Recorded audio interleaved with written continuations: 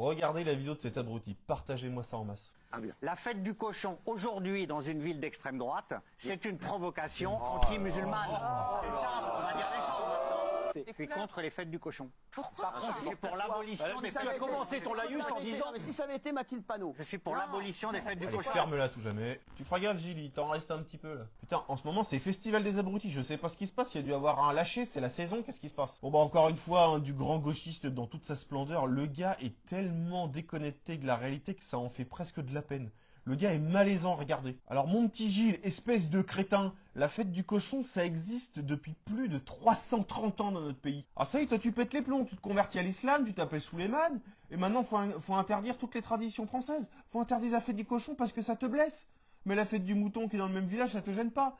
Mais putain, à quel point t'es un teubé. Je pense que j'ai plus de mépris envers ce genre de fond de cuve que pour les mecs qui viennent en France et qui disent la France c'est chez nous et on vous chie dessus. C'est lunaire quand même, le gars il est né en France, il vient de la campagne, il a été élevé par les traditions françaises, et il a tout renié et maintenant il veut tout effacer et il faudrait tout supprimer sous prétexte qu'il aime pas ça. Non mais les gauchistes à un moment faut arrêter, faut rebrancher son cerveau, faut arrêter de dire la merde et faut vivre correctement.